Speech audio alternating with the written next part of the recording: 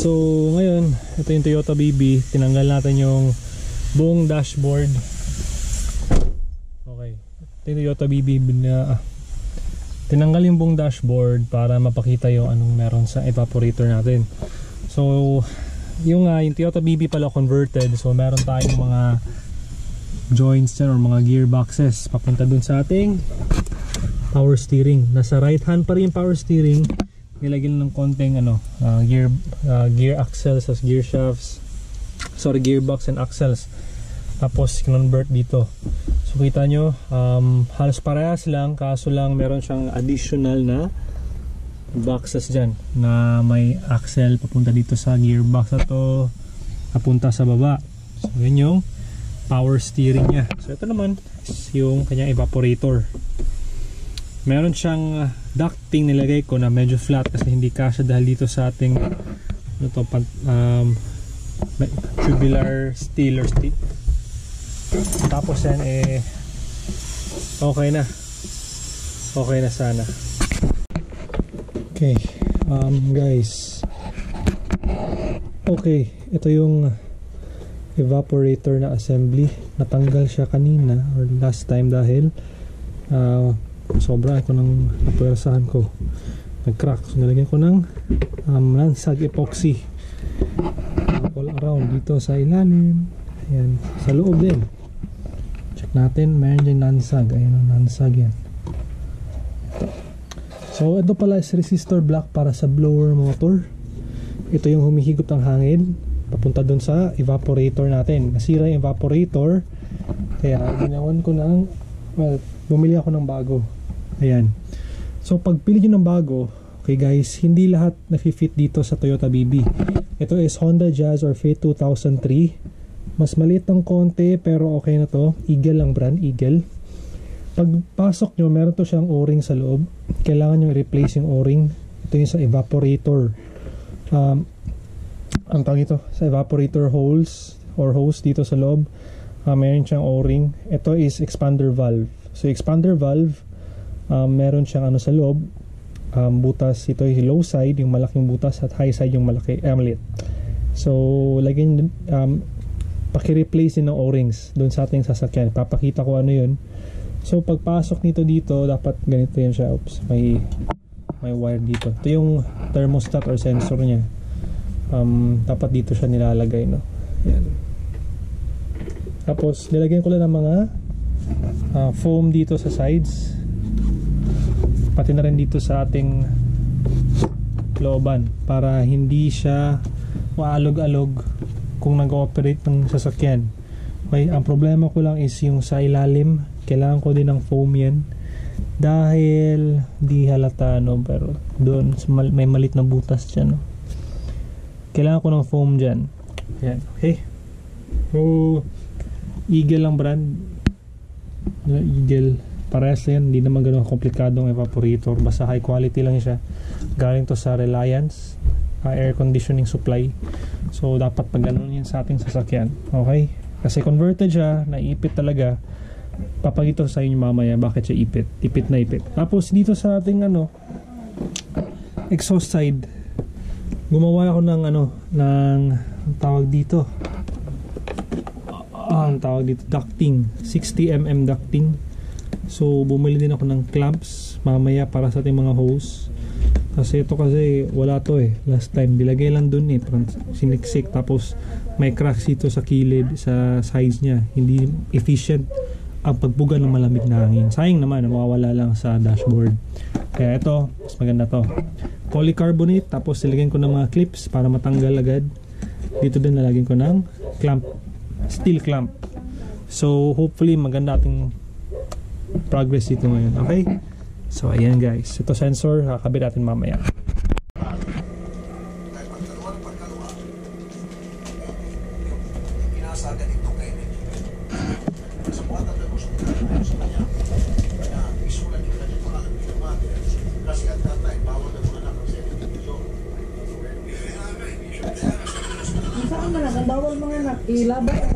Okay na, so mas clear na siya. Ito yung center console, meron tayong isa lang na support, yung metal support member. Ito yun, isang metal steel member siya. So gusto ko sana install yung assembly natin kasi na-cure na. Okay na yung epoxy dito. Okay na yan.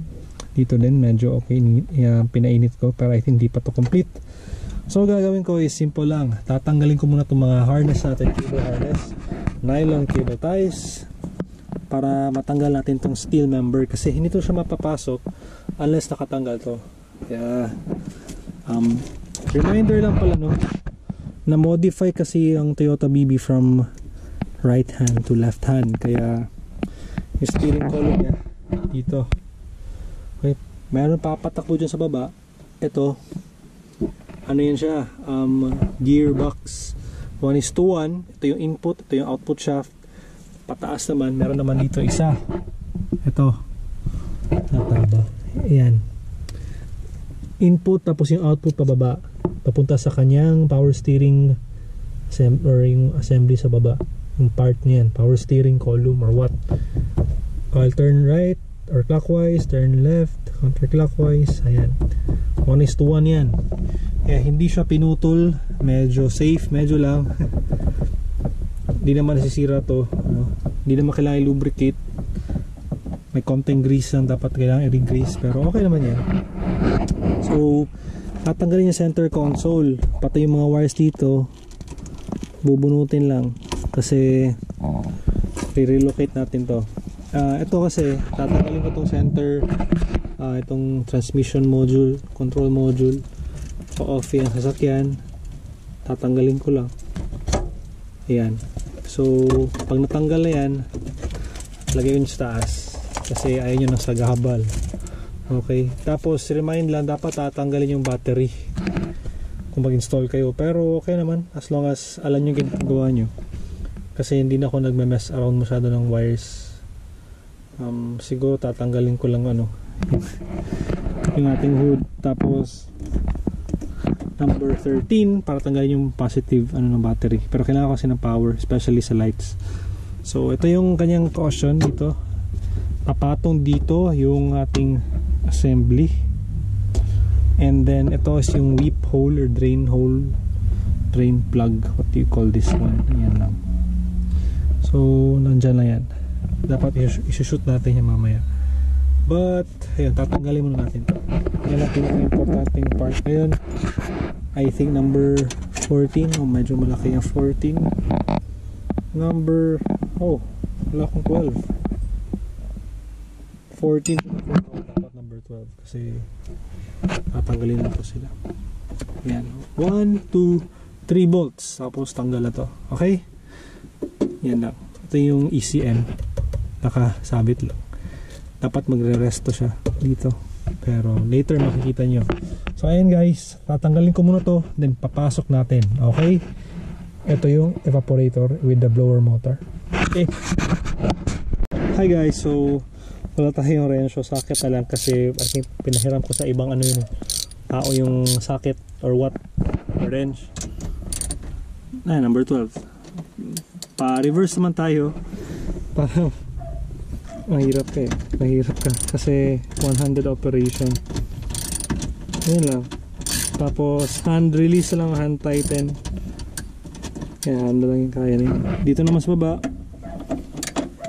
number 12. Yan. So in-install to ng ng convert para lang may rigidity yung ating frame, para sure hindi masisira ating power steering, hindi maalog-alog. Alright, hand tighten lang to. Hand tighten, sorry. Number 12. After nito, baka i-install ko lang ng konti. Hindi ko naman talaga i-install talaga ng todo kasi I don't know, bukas pa ito malalaman eh. Sige, wait lang. So ayan yung mga bolts natin.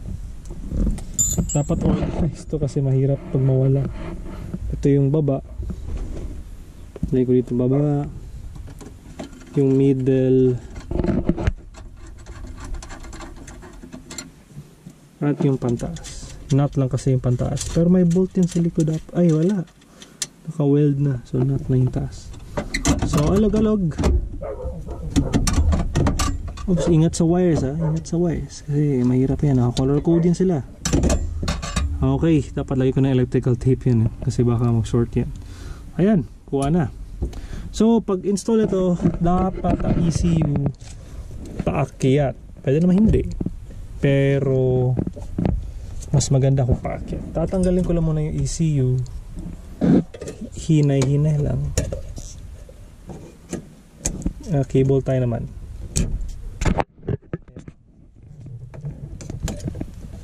Kinable tie ko lang to last time. Nilagay ko ng cable tie kasi yun lang yung viable non-invasive option. So ito, at paakyat to pag ganun, sa likod ng frame. Tapos ayan, dito ka lang lang muna dyan kasi kailangan natin ma-access to dito. Hindi nyo makita pero meron yun siyang lalagyan. So ayan, yan muna guys, yan muna. Sa hirap ito, grabe sobra.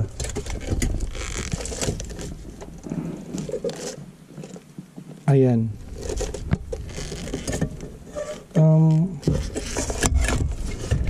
Nako, hindi ko alam paano to gagawin. Ayan. Ganyan muna. Tapos ito dito lang yan. Okay. So, bubunutin ko muna yun. Check yung o-ring kasi para maluwag yung o-ring na bili ko eh. So babaguhin natin yan. Okay? So yun lang.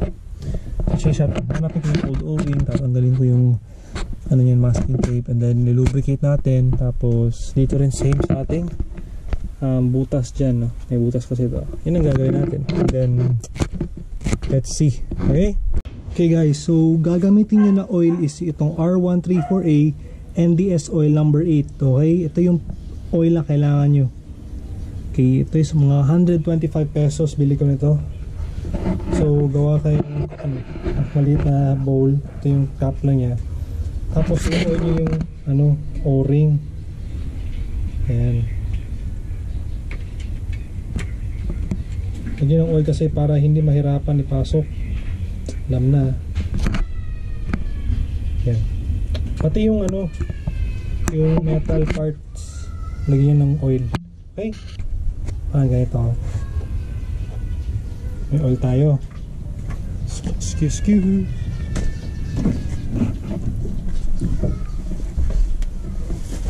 Lagyan yung oil sa lip dito. Ikot lang. Pati yung dito sa baba. Okay? Parang cleaning agent yan. Dito rin tayo sa, ito is high side, yung maliit. Lagyan nyo ng oil yan sa labas. Pati sa loob okay lang, papalinis yan. Sa labas, sa taas, sa low side, kahit walang o-ring okay lang. And sa loob, sa lip. Okay, para malinis, hindi masisira ating evaporator. Okay, yan sa labas, outer rim. Ay, medyo madumi yan, hindi halata pero yan, medyo may dumi siya. Tapon nyo yan, pasok natin yung o-ring, hinay-hinay lang. Okay, huwag gamitan ng screwdriver, baka masira ito. Kamay lang. Okay, medyo slippery.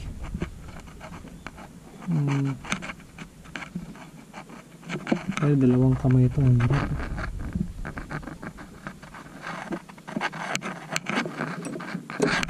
Dapat dalawang kamay na ito. Hirap.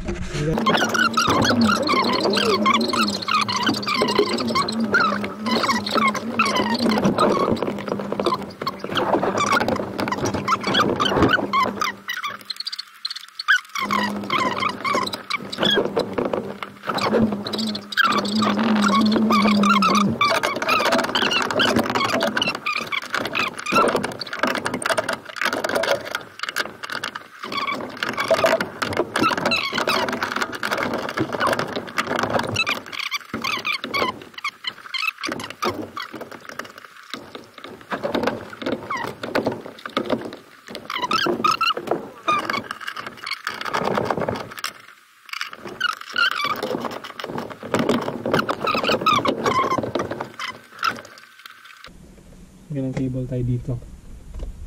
Okay, para secure, kasi mahirap na hindi.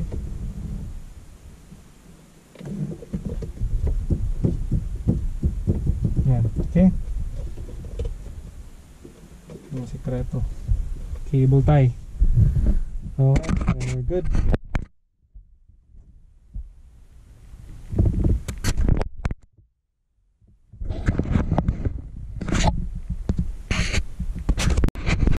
Kaya may spotlight, yung very bright area na yan, may butas yan. Yan, no? Okay, plate yan siya. Natin papasok muna yung high side and low side. Gagawin ko ngayon, push ko muna since ano, hindi pa siya na-push.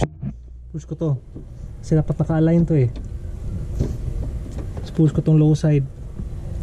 Naku, parang hindi ata ma-push.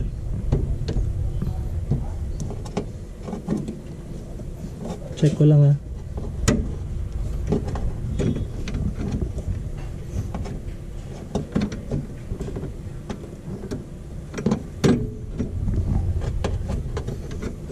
Pwede ko na lang pull out yung plate na to.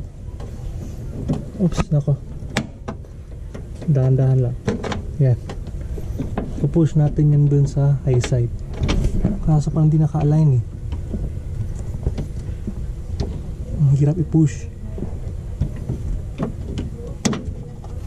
Ito din parang hirap eh, hindi naka-align.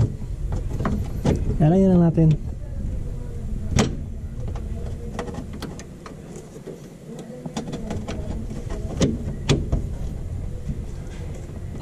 Hirap. Okay, yata klaro no, but ito low side yan siya. Yan, pupush lang natin, dapat papasok yan. Parang naipit to ah. Yan, ito yung plate para makonect. Natanggal kasi siya, di ba?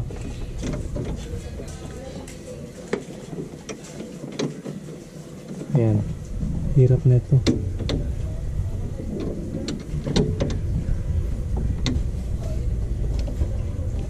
Dapat ipupush pa yung ano, mas malapit pa to siya. Ang layo eh.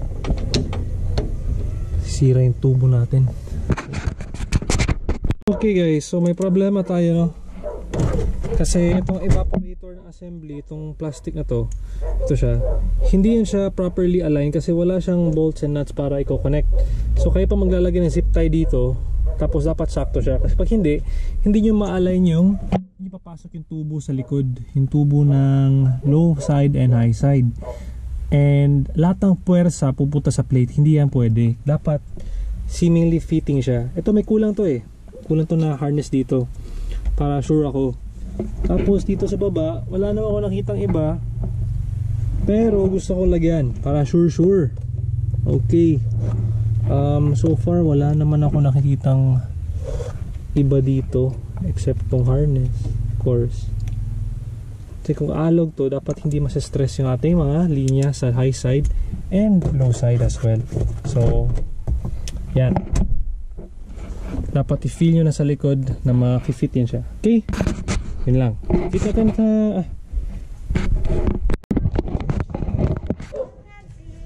okay. Ay sorry, nahugapas ko. Sorry busy pa.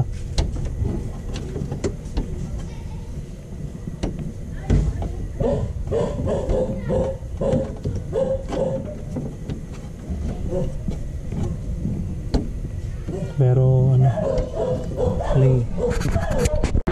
Okay, so ito napasok natin low side. Okay, ito kasi may plate. Ito yung mag-hold ng low side and high side natin na hose sa likod. Dapat kasi pasok yan. Okay,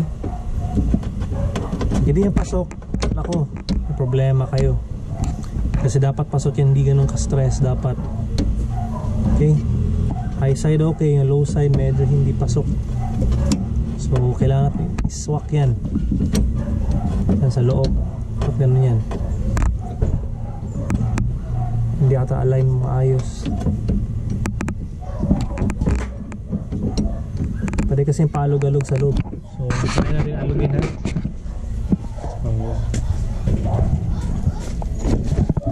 Dapat kasi perfect. Dapat tong evaporator natin hindi nag-iiba ng direksyon. Ito sa baba rin dapat ano yan siya, sealed.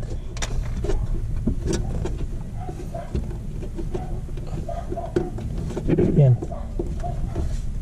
Wala makakapasok na debris at dirt dyan. Sharo. Yan. Tapos ganyan yan. Para sa likod pulido.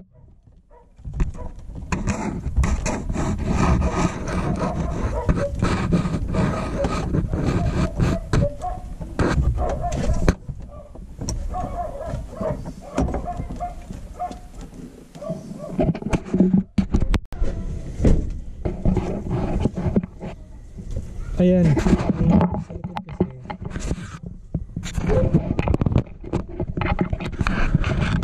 May plate nandito. Ito. Before nyan, lift natin to. Dapat ma-push yun siya easily. Tapos, lagyan nyo ng plate. Tapos, meron yung 10mm na bolt yan dyan. Pupush yun dyan. High side and low side. Okay. Perfect yan na. So, ang gamitin natin is extended socket. Kasi hindi kaya ng wrench lang. Okay?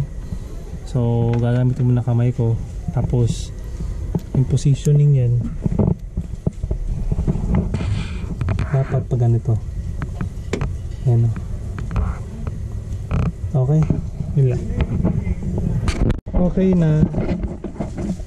Yung plate natin dyan, yan, ito na okay na.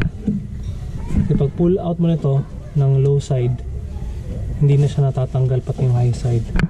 Okay. Lagyan natin ito ng foam. Lagyan natin ito ng foam yung palibot para hindi babasa sa loob. Kasi sa firewall kasi yan lumusot sa Toyota BB. Iba naman kasi may dedicated. Ito kasi converted. Yan. Lagyan ng foam, tapos isi-seal nyo. Yan. Katapos ng seal, okay na yan. Okay. So ngayon, arrange mo natin yung dashboard. And lalagyan ng extra support. Especially dito. Lagyan ng extra support yung likod yan. Kailangan ko ng support yan para hindi masisira. Lalagyan ko ng bolt dito. Tapos zip tie. Hindi ko kasi alam ganun yung purpose yan. Para walang play. Para pulido talaga to siya. Okay? Ilan muna. For tomorrow na yung iba. Especially yung ducting. Kasi mahirap pag hindi mo nakikita yung dashboard. Okay. Yun lang muna ang wiring tomorrow na. Maganda naman to. Yun lang. So check natin yung ikot. Sana maganda yung ikot niya. Or ikot ng fan. Pero okay na to. For now. Yun lang guys. Ingat kayo. Okay.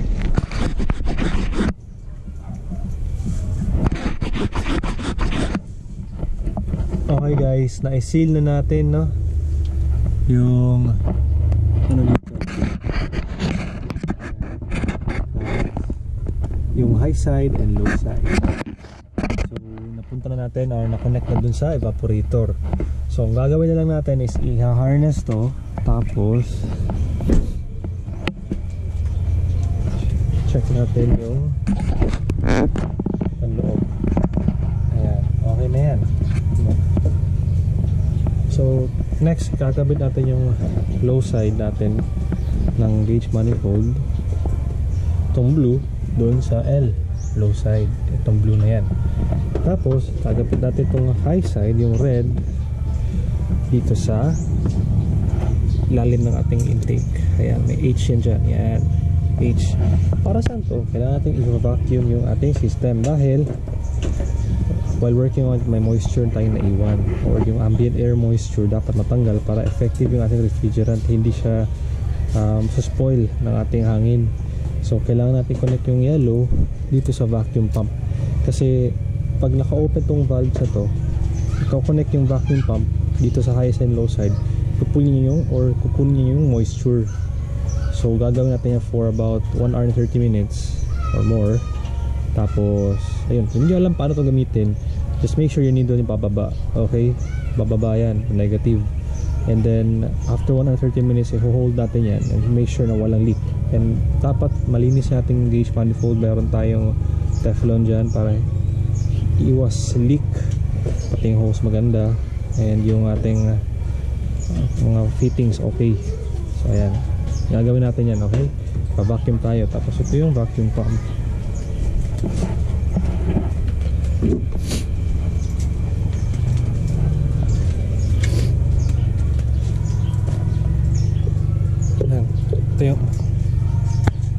Ito yung vacuum pump. So dito yung kanyang inlet, or sorry, ito yung kailangang vacuum siya na vacuum. Ito saan yung vacuum ng vacuum pump. Tapos it is about 150 watts ata. But check your oil first, dapat tama yung oil. Ito yun, properties niya. So i-connect natin tong yellow dito. Tapos ayun. So ayun, meron ako nilagay na dito, parang hole kung saan pwede lagyan ng ziplock or cable tie. Papatak po natin dito sa labas para may harness siya. Hindi lahat ng Toyota BB ganyan. Kailangan ko lang talaga stable siya, hindi siya umaalog-alog, especially pag rough ride, okay, or medyo malubak ang daan. So yun lang.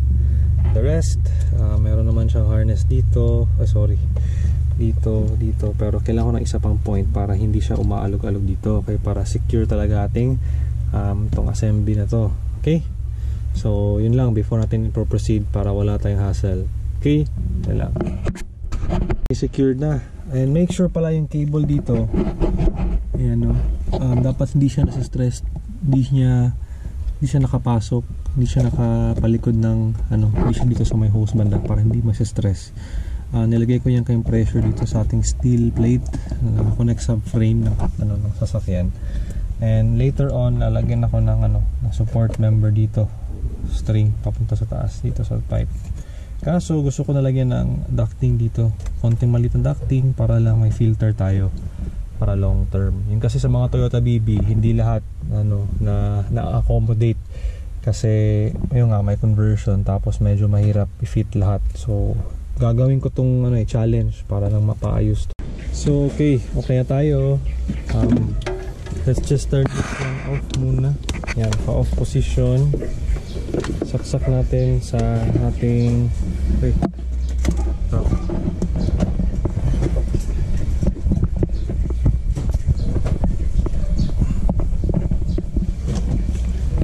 okay, nakasaksak na. Just turn this on, pero naka-close mo na yung ating gauges, close mo na yan. Ayan, nag-on na siya. Dito open pala yun. Correct.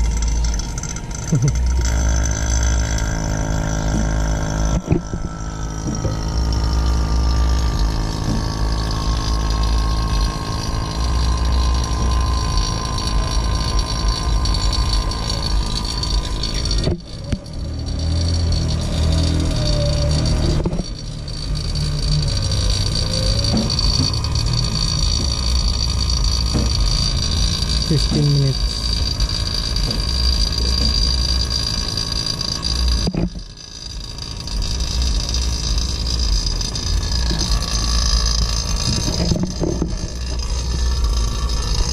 Ito pala pabuksan.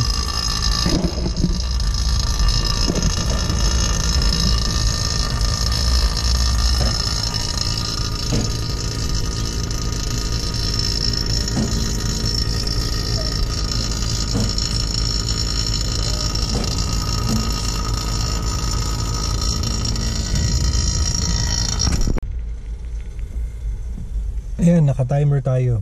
So, dapat 45 minutes, break tayo ng mga 5. So, sabi nila 15 minutes lang, tapos break 5 minutes. Okay, off lang natin ng konti. Pero in total dapat daw at least 1 hour 30. Sabi nila 45 minutes okay na, pero akin kasi medyo natagalan na hindi ko na seal or hindi ko na evacuate. So kailangan ko talaga patagalin. Yan. So kailangan ko lang tanggalin yung moisture sa loob, and In the meanwhile, hindi ko muna lalagyan ng dashboard kasi baka kung mamali tayo, ano natin, ma-diagnose natin agad. So i-connect ko lang yung yung control dito sa aircon, tapos on lang ako ng aircon, and dapat malamig dito. Okay, gagawa tayong temperature differences from the inlet to the outlet kasi meron yun siyang graph na pinapakita sa schematic or sa diagram. Ang problema lang, wala akong kulang ako ng tools. Kailangan ko ng wet na thermometer, wet bulb thermometer. Meron lang ako dry. So ayun, check lang natin, no. So dapat ballpark range malamig siya. Yun lang talaga dapat. Okay? Alright. So ito ka tayo ngayon, guys. Tapos yung pag-vacuum natin almost 2 hours and a half kasi maraming in between nangyari. So gagawin natin yung refrigerant, tapos may scale. Sabi sa manual dapat 380 grams plus minus 30 grams ang ibubuhos dito sa loob ng ating system. So since na high side tayo nag-vacuum, dapat nakabaliktad para liquid form ang lalabas dito. Yun muna. Okay lang ba? Sige. Gagawin natin is kakabit ng yellow dito sa ating refrigerant, tapos yung red dyan pa rin. Okay? Yun lang. Let's go, guys. So let's just check kung may leak pa ba. Parang wala naman. Let's wait for a few minutes, then start natin to. Okay?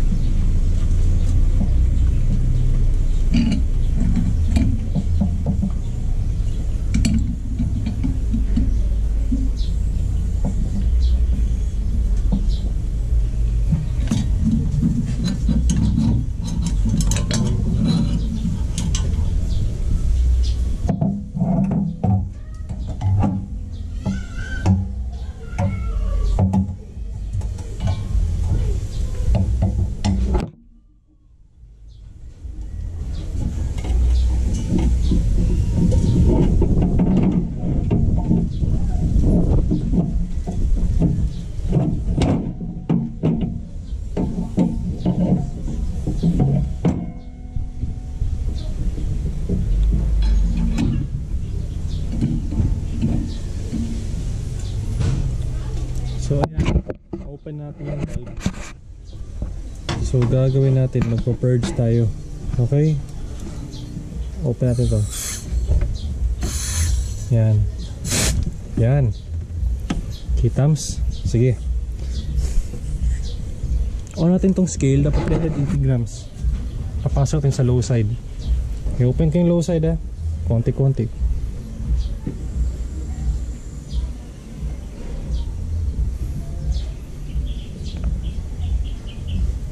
45, 30, 40.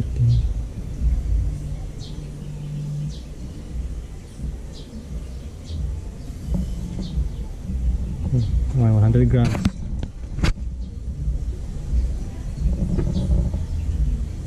130, 40, 50, 160, 170, 180, 190, 1. Tapos may makikita kang bubbles dito. Yan dapat. Wala high side kasi tayo na-inject. 35.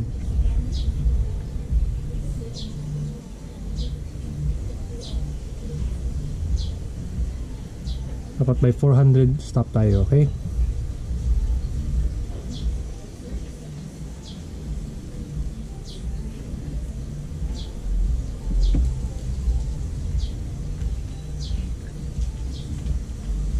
$335, $340, $360, $380, ayan. 5 grams ang ano niya. 39, 400. Oh, stop tayo.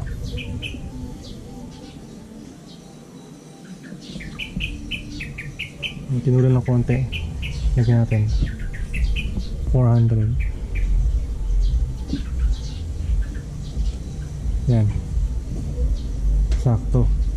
Okay. So since okay na yan, stop natin to, okay? Kasi kulang pa yan. Lagyan tayo ng 10 grams. Konti lang.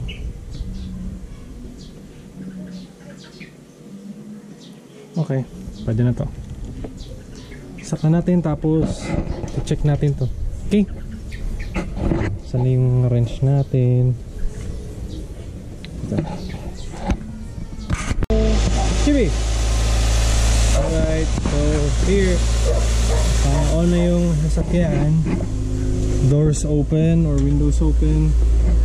Moment of truth. So kinabit ko mo lang muna to, yung kanyang control panel, tatingin sila.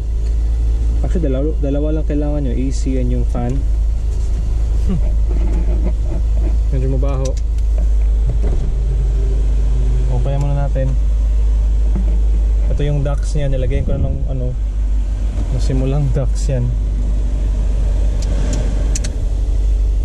Wait muna natin mag warm up kasi bago lang talaga start.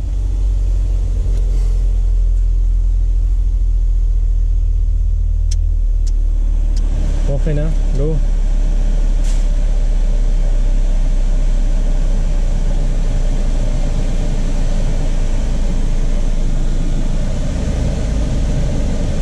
Hindi naka-on eh.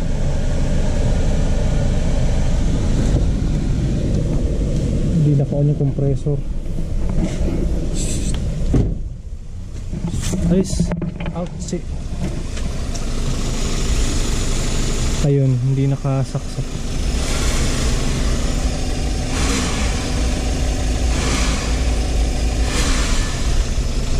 Yun lang ang problema dito. Hindi naka-on ang compressor. Ayaw ko bakit. Tama, hindi ko na-connect yung ano, thermostat dito. So on ko muna ulit. Tapos go. Yan. Maximum. Yan, lumalamig na. Yan, lamig. Wow.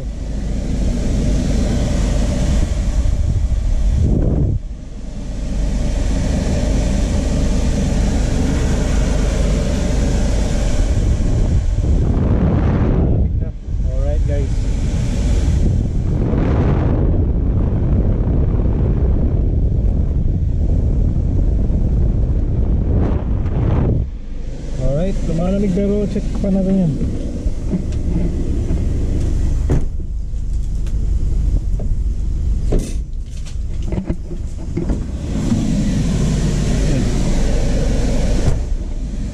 Malamig dito.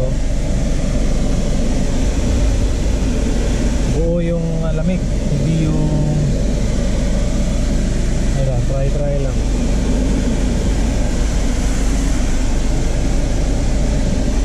Malakas yung buga.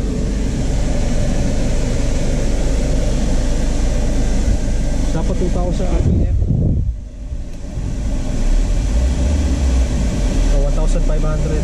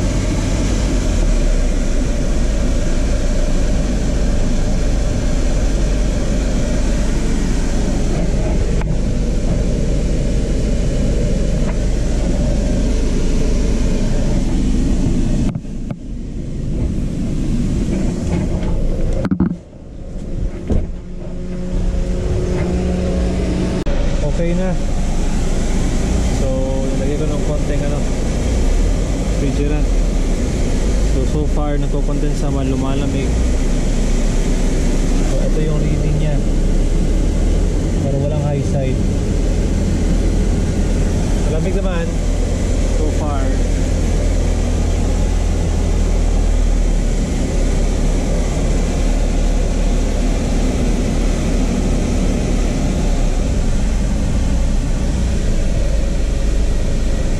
Okay, na medyo lagyan ko na ng ducting natin. Ito apat yan. Okay, 1, 2, 3, 4 sa lalim. Ayan, tapos ito yung balancer, tinanggal ko yung balancer para hindi maiipit dyan. Okay, tapos ito mayroon na tayong clamps, pakyat dito, palabas dito. Meron pa isa palabas dito. So ayan, so, ngayon lalagay ko na yung ano, tapos lagyan ko lang ano, voltmeter dito, saka temperature sensor para hindi na siya sagaban. Okay, yun lang. Tapos nakalimutan ko lagyan ng ano dyan. Okay na to.